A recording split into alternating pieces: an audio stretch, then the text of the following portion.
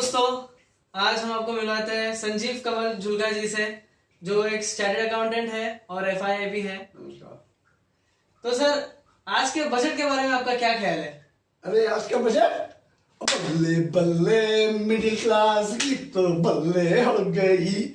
जी हाँ, ये middle class के लोगों के लिए तो वरदान है, वरदान। मतलब 12 लाख तक की अगर आपकी इनकम है, मतलब कोई सोच भी नहीं सकता ऐसा कभी होगा।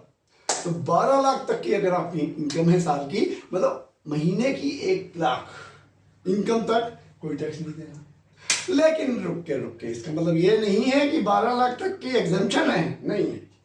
अगर 12 लाख के ऊपर 1 रुपया भी ज्यादा हुआ तो पूरा टैक्स लगेगा। और पूरा टैक्स क्या है वो समझाता हूँ, क्योंकि कई लोगों को मिसकंसेप्शन हो जाता है कि 12 लाख एग्जम्पशन लिमिट हो गई उसके बाद से लगेगा।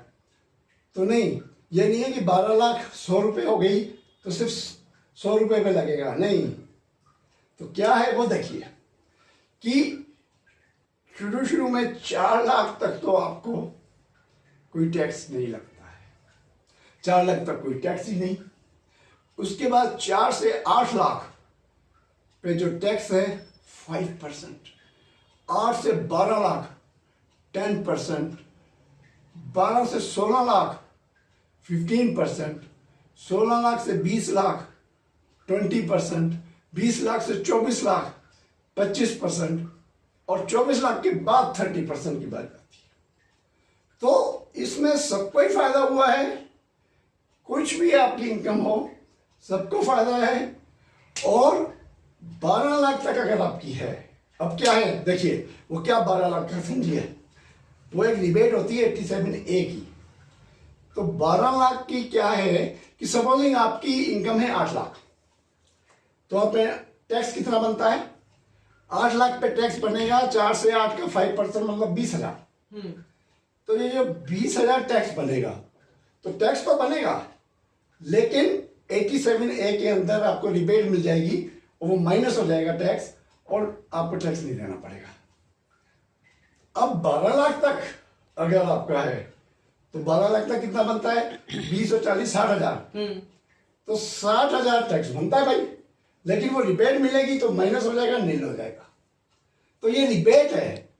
टैक्स तो 4 लाख के ऊपर से चालू हो जाता है, लेकिन 4 से 12 के बीच में अगर आपका है तो रिबेट मिलके टैक्स खत्म हो जाता है। लेकिन 12 लाख के बाद 1 रुपया भी होगा, अगर सपोजिंग 12 लाख 100 रुपए है, तो 12 लाख का जो 60,000 प्लस 100 रुपए का 15%, तो 60,000 15 रुपए टैक्स लगेगा। लेकिन खुशी की बात यह है कि 12 लाख तक कोई टैक्स नहीं, मतलब 1 लाख पर मंथ। तो इससे सबसे ज्यादा फायदा होगा जैसे यंगस्टर्स आईआईटी इंजीनियर भी लगते हैं शुरू में, सीए वगैरह जो भी हैं, 1 लाख से के करीब ही इनकम होती है, उससे कम ही होती है। तो उन सबको फायदा, पेंशनर को फायदा, जो भी क्या कहते हैं पेंशन हैं 12 लाख से कम की ज्यादातर होती है, उनको फायदा। और फिर उनके जो इंटरेस्ट पे अभी टीडीएस कटता था, तो वो लोग 15H फॉर्म दें, जिनका भी 12 लाख से कम है और इंटरेस्ट पे टीडीएस करता था एक लिमिट के ऊपर, तो 15 फॉर्म होता है इनका इनकम टैक्स का, भर दो तो फिर वो टैक्स टीडीएस कटना बंद हो जाएगा, क्योंकि अब आपकी इनकम नहीं है।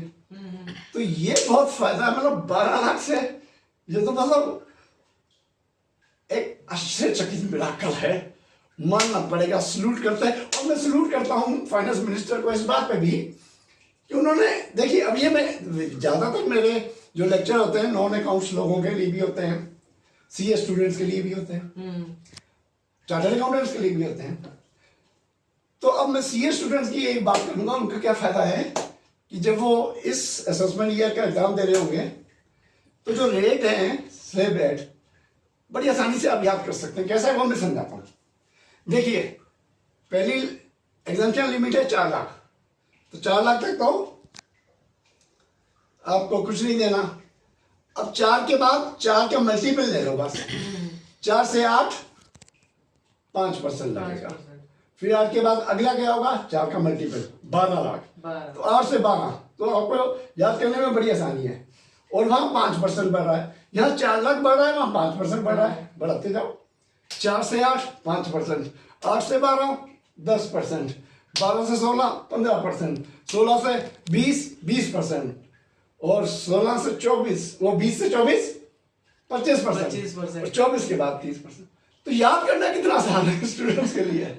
और अब अगले हफ्ते आ रहा है इनकम टैक्स का सिंप्लीफिकेशन के लिए बिल। तो देखते हैं भाई उसमें क्या कमाल दिखाते हैं, और मिलते हैं फिर अगले वीडियो में हम